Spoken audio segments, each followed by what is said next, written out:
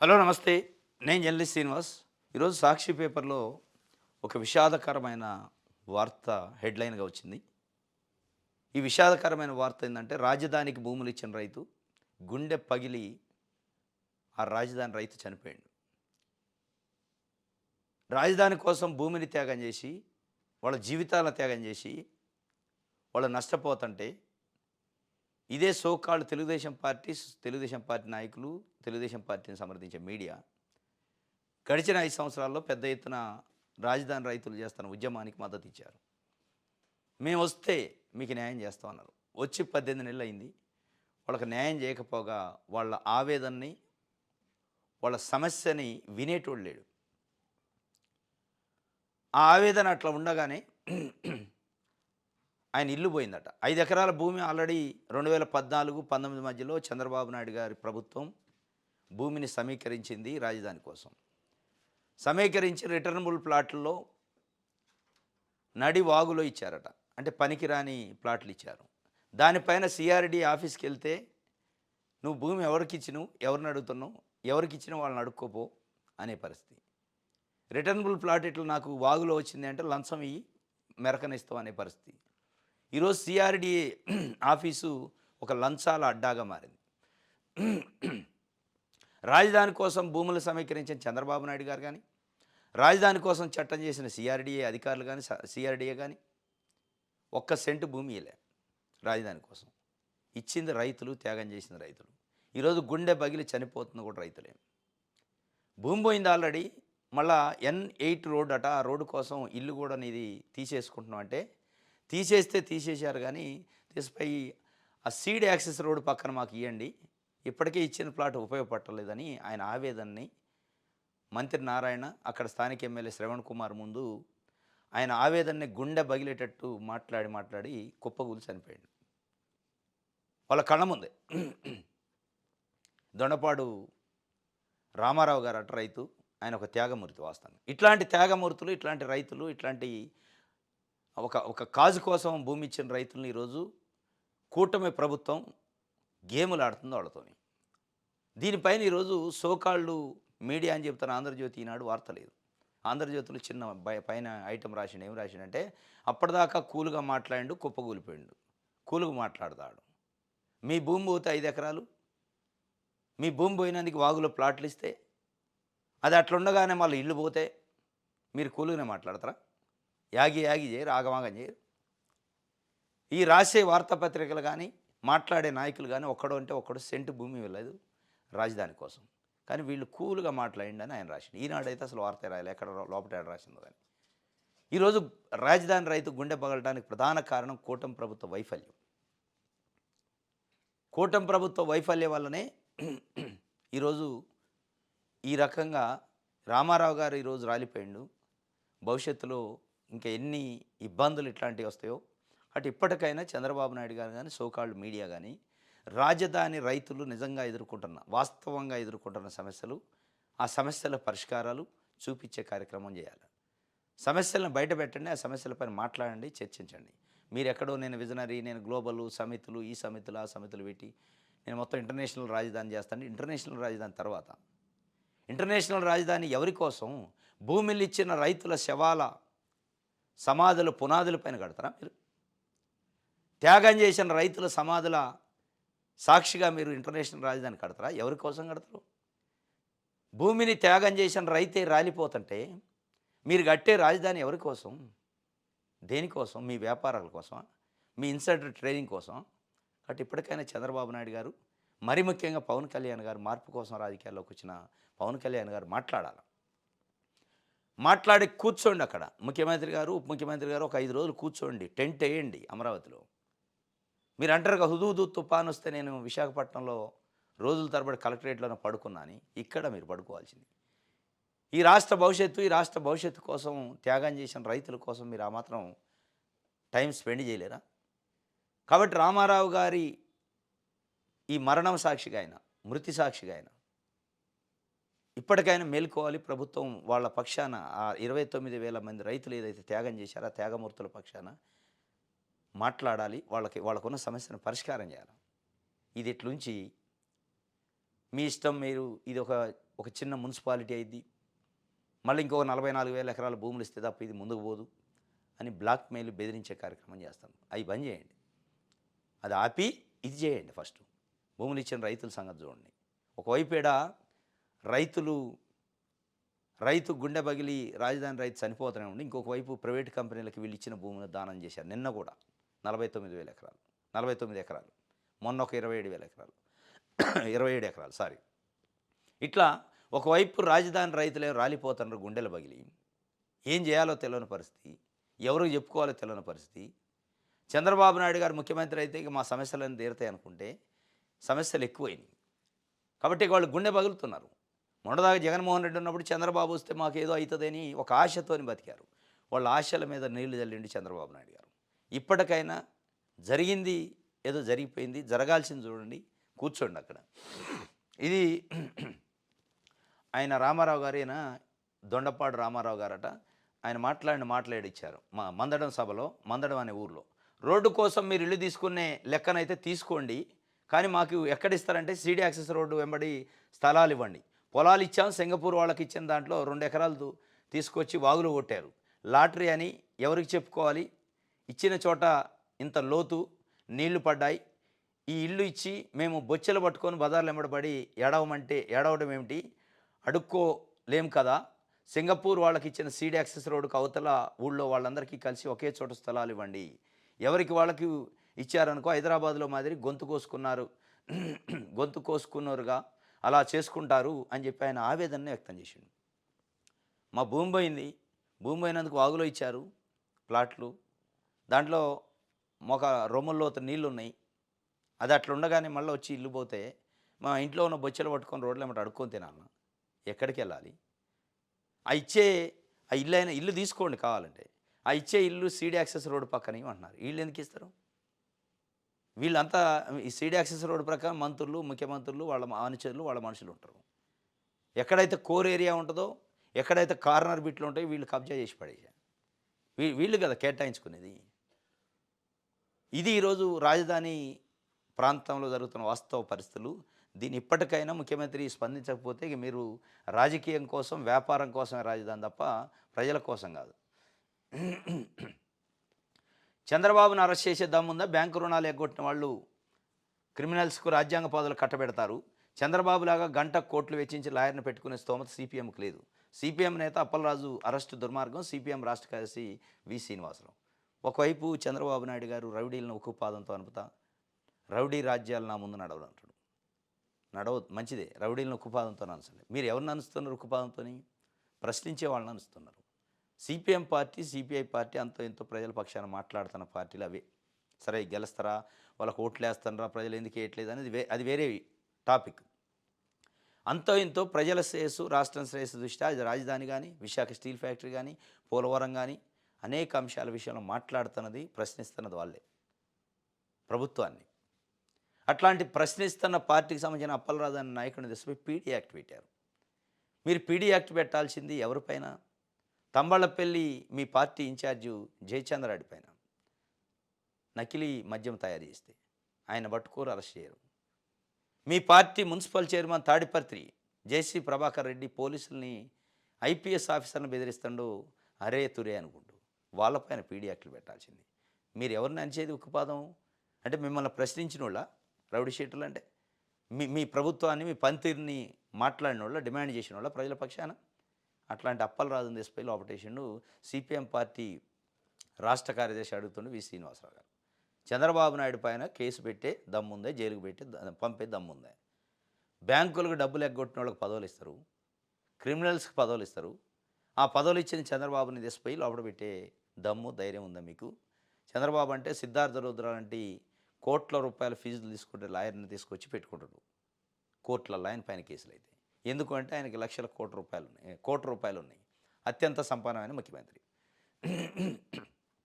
చంద్రబాబు నాయుడు గారు ముఖ్యమంత్రి, ప్రజలు ఓట్లు వేస్తే ముఖ్యమంత్రి అయితే ఆయన పైన ఉన్న కేసుల్ని కంప్లైంట్తో బలవంతంగా తీసేయించుకుంటాడు. ఆయనకు పవర్ ఉంది కాబట్టి. అది మేము చేయలేం కదా, సిపిఎం పార్టీ చేయలేదు కదా. ఇది ఎటువంటి న్యాయమని ఆయన అడుగుతుండు. ఇక అక్కడి నుంచి సమాధానం ఉండదు. ఇది ఒక వార్త సాక్షికి సంబంధించి.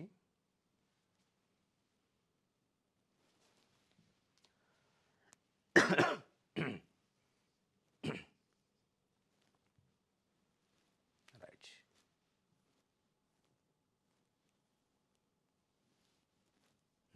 ఆంధ్రజ్యోతి చూద్దాం. ఈయనేమి రాసిండు గుండె పగిలిన రైతు గురించి. వీళ్ళేదో రైతుల కోసం రాజధాని కోసం బట్టలు చింపుకున్నారు మొన్నటి వరకు. ఆ రాజధాని రైతు చనిపోతే దానికి రాయాలి. ఇగో ఇక్కడ రాసిండు కూల్గా మాట్లాడి అంతలోనే కుప్పగూలిండట. కూల్గా ఎట్లా మాట్లాడతారు?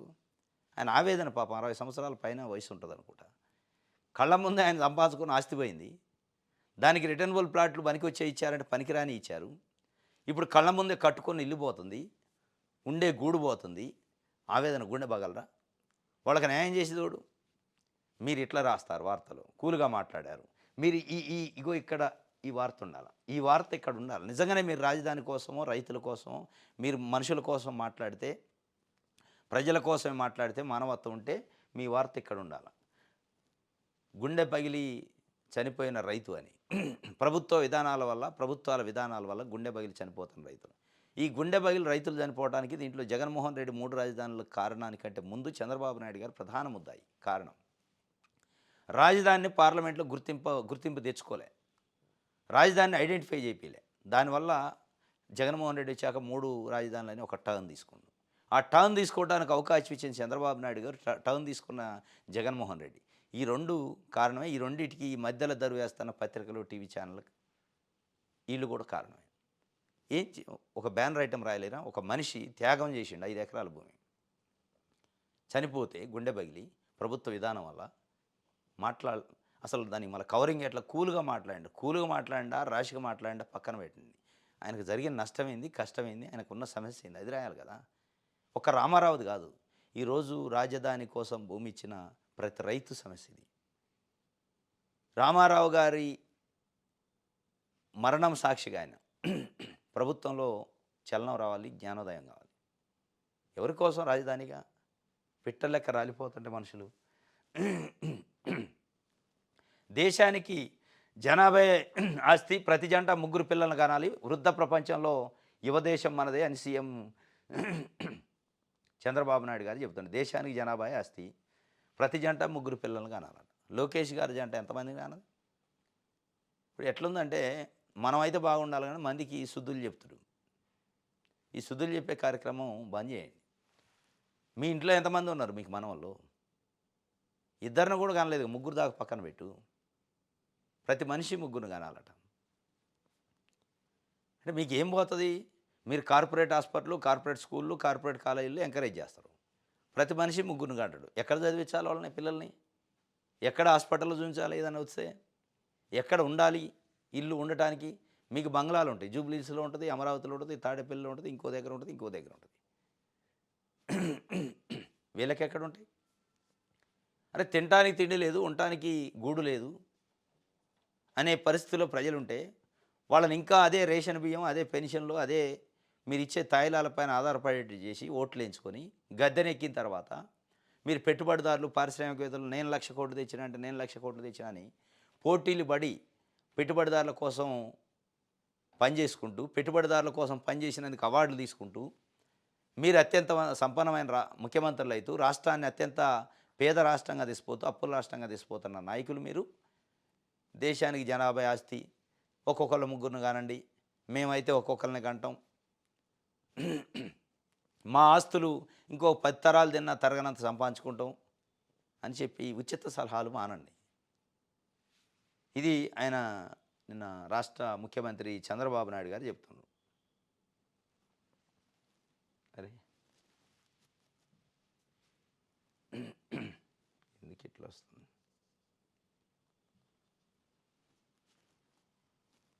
రైట్. ఆంధ్రప్రభ రౌడీజం చేస్తే రాష్ట్ర బహిష్కరణే, రాజకీయాల ముసుగులో నేరాలు చేస్తే ఊరుకోం. రౌడీజం చేస్తే రాష్ట్ర బహిష్కరణే. కానీ ప్రశ్నించే వాళ్ళని చేస్తాను కదా పీడీ యాక్టివిటీ. పాపం అప్పలరాజు అని సిపిఎం పార్టీ నాయకుడు ప్రశ్నించే గొంతుల్ని తీసిపోయి గొంతు నులుపుతుండ్రు, జైల్లో పెడతారు. మీరు రౌడీజం చేస్తే రాష్ట్ర బహిష్కరణ అంటున్నారు. మీ పార్టీ మున్సిపల్ చైర్మన్ తాడిపత్రి జేసీ ప్రభాకర్ రెడ్డి ఐపీఎస్ ఆఫీసర్ని అనరాని మాటలని బండ బూతులు తిట్టి బెదిరించి చంపేస్తా అంటే పోలీస్ ఆఫీసర్ని లిక్కర్ వైన్స్ టెండర్లు తీసుకున్న వాళ్ళని కాంట్రాక్టర్లను బెదిరిస్తుంటే ఏది మరి బహిష్కరించలేదు. రాష్ట్ర బహిష్కరణ కాదు, కనీసం పార్టీ బహిష్కరణ కూడా చేయలే. అది కాదు రౌడీజం. ఆయన వీడియోలు మీకు దొరుకుతాయి యూట్యూబ్లో చూస్తే. ఇప్పుడు చంద్రబాబు నాయుడు గారు నిజంగానే చిత్తశుద్ధి ఉంటే ఆయన సంబంధించిన వీడియోలు నిమిషాల్లో వస్తాయి, ఆయన టేబుల్ మీద ఉంటాయి, చూడవచ్చు ఆయన ఏం బెదిరించిండు, ఎట్ట బెదిరిస్తారని. ఆయన పార్టీ నుంచి బహిష్కరించి తర్వాత రాష్ట్ర బహిష్కరణ తర్వాత అట్లా తెలుగుదేశం పార్టీలో చాలామంది ఉన్నారు. తమ్మళ్ళపల్లి ఇన్ఛార్జ్ జయచంద్రారెడ్డి నకిలీ మద్యం తయారు చేసిండు, ఆయన ఇంతవరకు దొరకలే, అరెస్ట్ చేయలే ఆయన్ని, ఆయన పైన చర్యలు లేవు. సింపుల్గా పార్టీ నుంచి బహిష్కరించారు, రాష్ట్రం నుంచి కాదు. మీరు ఇక రౌడీజం చేస్తే రాష్ట్ర బహిష్కరణే చేయండి, కానీ దాని పేరుతోని ప్రశ్నించే వాళ్ళని తీసుకుపోయి రాష్ట్ర బహిష్కరణ చేయడం, జైల్లో పెట్టడం చేసి ఇంకో రాసిండు కూడా సోషల్ మీడియా గోబెల్స్పై నిఘా పెట్టాలట. సోషల్ మీడియా గోబెల్స్ అయితే సోషల్ మీడియా చేతి గోబెల్స్ అది మీరు చెబుతూనే తప్ప. మీరు చేస్తున్న దాన ధర్మాలు పెట్టుబడిదారుల కోసం 99 పైసలకు భూములు ఇస్తుంది తప్పు, అది కరెక్ట్ కాదా? అదేమన్నా తప్పుడు వార్త అది. మీరు 99 పైసల కోసం 99 పైసలకి ఎకరానికి లెక్క ప్రైవేట్ కంపెనీలకు భూమిని డైరెక్ట్ సేల్ డీడ్ చేస్తున్నారు. ఇక అంత జై భీమరావు పార్టీ అధ్యక్షుడు జడ శ్రవణ్ కుమార్ గారు పిటిషన్ చేసిండు హైకోర్టులో, పబ్లిక్ ఇంట్రెస్ట్ లిటిగేషన్స్. ఆయన ఇంట్రెస్ట్ లిటిగేషన్స్ పక్షాన పోరాటం చేస్తుంటే దాన్ని కనీసం సేల్ డీడ్ నుంచి కన్వర్షన్ చేశారు లీజ్ కన్నా. లేదంటే కొన్ని వేల కోట్ల రూపాయల ఆస్తి ఈరోజు ప్రైవేటు కంపెనీల దారాదత్తం అయ్యేది ఈ రాష్ట్రానికి సంబంధించి. ఇది గోబెల్సా? రైట్. ఇది వార్త ఏంది ఇట్లా వస్తుంది.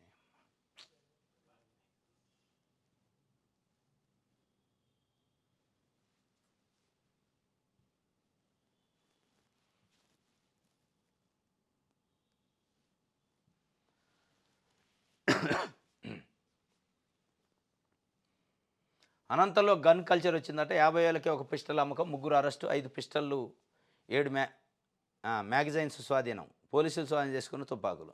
ఒకవైపు రౌడీజం చేస్తే రాష్ట్ర బహిష్కరణ చేస్తానని ముఖ్యమంత్రి చంద్రబాబు నాయుడు గారు చెప్తున్నారు. ఇంకొకవైపు అనంతలో గన్ కల్చర్ వచ్చింది అని చెప్పి గన్నులు 50,000కే ఇస్తానట. 50,000 రూపాయలు పెట్టి గన్ను కొనుక్కొని ఎవరిని కావాలి, ఎవరినంటే వాళ్ళు కాలుతాడు. నేను రౌడీజాన్ని ఉక్కుపాదంతో అనుస్తా అంటుండు.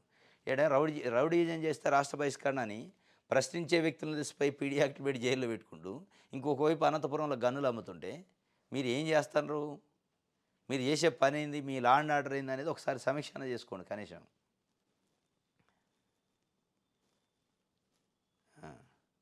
ఇగో అప్పలరాజు సంబంధించి. అప్పలరాజు వెంట మేమంతా ఉంటాం, పార్టీలకు అతీతంగా విశాల మద్దతు. ధర్మవరంలో పర్యటించిన సిపిఎం బృందం ఎదుట గ్రామస్తులు న్యాయం కోసం పోరాడతామని వి శ్రీనివాసరావు సిపిఎం పార్టీ రాష్ట్ర కార్యదర్శి చెప్తున్నారు.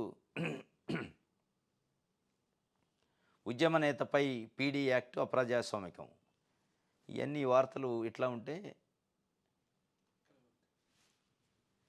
చంద్రబాబు నాయుడు గారు రౌడీజం పైన నేను ఉక్కుపాదం మోపుతా, బహిష్కరిస్తా అని చెప్తుండే. ఈనాడు పేపర్ ఆయన చూద్దాం, పాపం రామారావు గారి గురించి వార్త ఏమని రాసిందేమో. ఎందుకంటే రాజధాని కోసం 5 సంవత్సరాలు వార్తలు రాసి నిజాలు, అబద్ధాలు, పచ్చి బూతులు అన్నీ రాశారు కదా. ఇప్పుడు ఏమైనా రాసిండేమంటే ఏం లేదు. భారతీయతే మన బలం అంటే ఎక్కడా లేదు. ఆయన చనిపోయిన మనిషి గురించి కానీ ఆయన వార్త కానీ అసలు ఆయన మనిషి కిందనే లెక్కేయాలి వీళ్ళు, ఎక్కడ లేదు. ఇక వీళ్ళ నీతి ఇది అనమాట, వీళ్ళ వార్త ఇది. వీళ్ళు రాసే వార్తలు, వీళ్ళ వాల్యూస్, ఇంకొక వార్త చూపిస్తాం మీకు, గమ్మత్తుగా రాసిండు. వార్తాపత్రికల పట్ల యూపీ పాఠశాలలో తప్పనిసరి, చాలా అద్భుతం. కానీ ఇక్కడ కూడా తప్పనిసరి చేస్తే ఇక్కడ ఉన్న వార్తాపత్రికలు ఏమి రాస్తాయి? పిల్లలు ఈ వార్తాపత్రికలు అయితే చెడిపోతారు. వీళ్ళ భజన చూసి వాళ్ళ మైండ్ గేమ్ ఆడుతుంటారు, ప్రజలతో మైండ్ గేమ్ ఆడతారు. వీళ్ళకి నచ్చిన వార్త రాసి వీళ్ళకి నచ్చినట్టు ప్రజలు మౌలు చేస్తారు. వీళ్ళకి ఏ పార్టీ నచ్చిద్దో ఆ పార్టీకి అనుకూలంగా ఉండేటట్టు వార్తలు రాసి, ఇక దాంట్లో ఆ పార్టీ ఉంది, తెలుగుదేశం పార్టీ కోసం వార్తలు రాస్తారు. ఈనాడు, ఆంధ్రజ్యోతి తప్ప ప్రజల కోసం వార్తలు రాయరు. ప్రజల కోసం రాసే వార్తలు కూడా తెలుగుదేశం పార్టీ యాంగిల్ ఉంటుంది. తెలుగుదేశం పార్టీకి కలిసి వచ్చేటట్టు, వాళ్ళకి అనుకూలంగా ఉండేటట్టు ఇగో రామారావు గారు చనిపోతే రైతు గుండె పగిలి, రాజధాని రైతు. అప్పటిదాకా కూల్‌గా మాట్లాడి కుప్పకూలిండని రాసిండు. రాజధాని రైతుల సమస్యతోని గుండె పగిలి చనిపోయారని రాయలే. ఈయనైతే వార్తే రాయలే. ఈ వార్తలు మన నిజంగానే యూపీలో ఇప్పుడు వార్తాపత్రికలు స్కూల్ పిల్లలు తప్పనిసరిగా ఒక 10 నిమిషాలు రోజు చదవాలని పెట్టారట. మంచిదే. ఇక్కడ కూడా పెట్టొచ్చు. కానీ ఇక్కడ ఉన్న పత్రికలు ఒక్కటి కూడా లేదు వార్తాపత్రిక. ఒకటో రెండో కమ్యూనిస్ట్ పత్రికలు తప్ప ప్రజల కోసం ఉన్న పత్రికలు లేవు. వీళ్ళు పాంప్లెట్ పత్రికలు ఇవి. పాంప్లెట్ పత్రికలు చదివితేంది, చదవపోతేంది. ఈ పాంప్లెట్ పత్రికలు చదివే కంటే చదవకుండా ఉండడం బెటర్. అంత దారుణమైన వార్తలు, అంత దారుణమైన విలువలు దిగజారి రాస్తున్నారు. భజన తెలుగుదేశం పార్టీకి ఒక సామాజిక వర్గం కోసమే మీరు వార్తలు రాస్తారు. ఇంత దారుణమైందా రాష్ట్రంలో సమస్య లేనట్టు?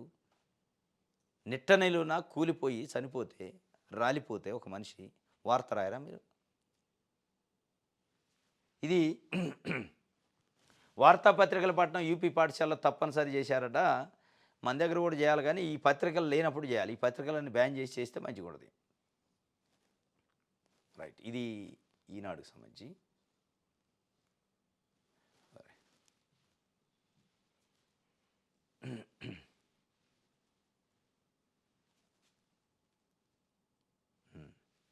వార్త చూద్దాం.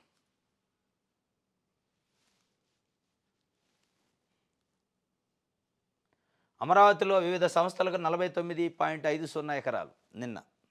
ఒకవైపు రాజధాని రైతులు గుండె బగిలి రాలిపోతున్నారు. ఇంకొక వైపు రాజధాని రైతులు రాజధాని కోసం ఇచ్చిన భూముల్ని ప్రైవేటు కంపెనీలకి ప్రభుత్వం రోజుకింత మొన్న 27 ఎకరాలు ఎంత కేటాయించారు, నిన్న 49.5 ఎకరాలు, అంటే 50 ఎకరాలు సుమారు. రేపు ఎంత కేటాయిస్తారో తెలియదు. ఉచితంగా భూములు రైతులు రాజధాని కోసం ఇస్తే వీళ్ళు వాళ్ళకి కట్టబెడుతున్నారు. ప్రైవేట్ కంపెనీలకి, ప్రైవేట్ హాస్పిటల్కి, ప్రైవేట్ కాలేజీలకి, ప్రైవేట్ స్కూళ్ళకి కట్టబెడుతున్నారు. ఇది కట్టబెట్టుకుంటే ఇంకొక వైపు మళ్ళీ మీరు ఇవ్వండి, ఇంకా మేము దానం చేసే ధర్మాలు చేసే ఉన్నాయి, రైతులారా మీరు ఇవ్వండి, ఇంకో 44,000 ఎకరాలు ఇస్తే తప్ప అది రాజధాని కాదు, మున్సిపాలిటీ అయిద్దని చెప్తుండే చంద్రబాబు నాయుడు గారు. ఒకవైపు పెట్రోల్ ఎకరాలు పోతాను, ఇంకొక వైపు వాళ్ళకు భూములు ఇచ్చే కార్యక్రమం ఆపట్లే. ఇది వార్తకు సంబంధించి. ఇది ఈరోజు న్యూస్ అనాలిసిస్. రేపు తాజా వార్తలతో తిరిగి కలుసుకుందాం. Thank you.